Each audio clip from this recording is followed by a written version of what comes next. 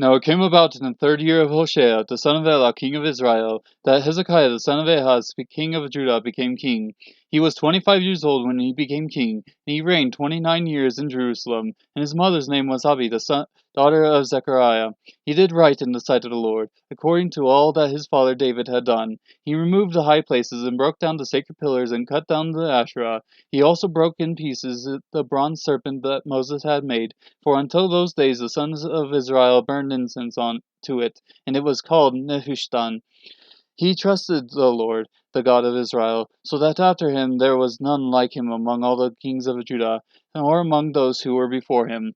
For he clung to the Lord. He did not depart from following him, but kept his commandments, which the Lord had commanded Moses. And the Lord was with him. Wherever he went he prospered. And he rebelled against the king of Assyria and did not serve him. He defeated the Philistines as far as Gaza and its territory, from watchtower to fortified city.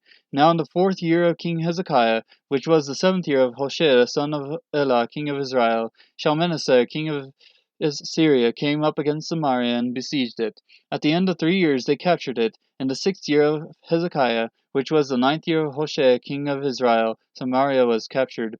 Then the king of Assyria carried Israel away into exile into Assyria, and put them in Halah, and on the Habor, the river of Gozan, and in the cities of the Medes, because they did not obey the voice of the Lord their God, but transgressed his covenant, even all that Moses the servant of the Lord commanded. They would neither listen nor do it. Now in the 14th year of King Hezekiah, Sennacherib, king of Assyria, came up against all the fortified cities of Judah and besieged them.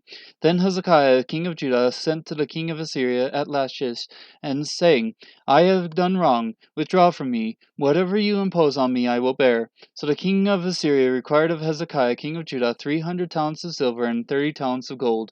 Hezekiah gave him all the silver which was found in the house of the Lord, and in the treasuries of the king's house.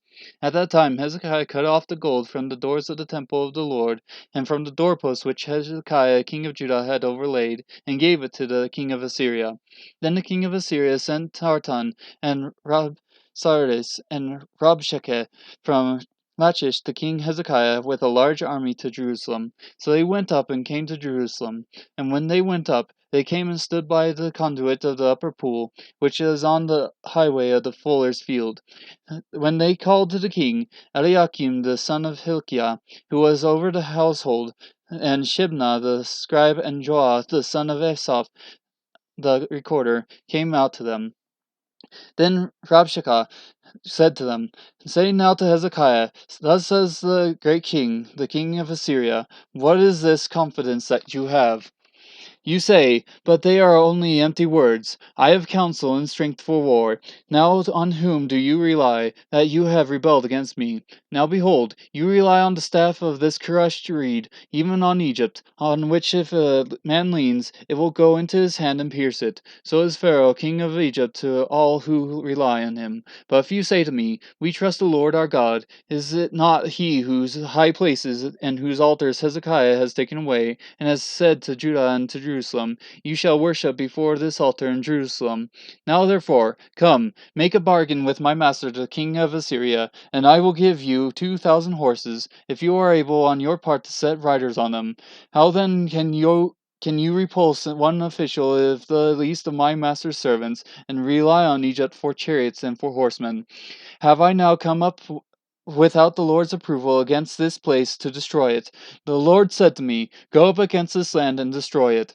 Then Eliakim the son of Hilkiah and Shebna and Joah said to Rabshakeh, Speak now to your servants in Aramaic, for we understand it, and do not speak with us in Judean in the hearing of the people who are on the wall. But Rabshakeh said to them, Has my master sent me only to your master and to you to speak these words, and not to the men who sit on the wall, doomed to eat their own dung and drink their own urine with you? Then Rabshakeh stood and cried out with a loud voice in Judea, saying, Hear the word of the great king, the king of Assyria. Thus says the king, Do not let Hezekiah deceive you, for he will not be able to deliver you from my hand. Nor let Hezekiah make you trust in the Lord, saying, The Lord will surely deliver us, and thus this city will not be given into the hand of the king of Assyria. Do not listen to Hezekiah, for thus says the king of Assyria, Make your peace with me, and come out to me, and eat each of his vine, and each of his fig tree, and each drink of the waters of his own cistern, until I come and take you away to a land like your own land, a land of grain and new wine, a land of bread and vineyards, a land of olive trees and honey, that you may live and not die. But do not listen to Hezekiah when he misleads you, saying, The Lord will deliver us. Has any one of the gods of the nations delivered his land from the hand of the king of Assyria? Where are the gods of Hamath and Arpad? Are they... Where are the gods of Sepharvaim, Hena, and Ivah? Have they delivered Samaria from my hand? Who among all the gods of the lands have delivered their land from my hand, that the Lord should deliver Jerusalem from my hand? But the people were silent and answered him not a word, and the king's commandment was, Do not answer him.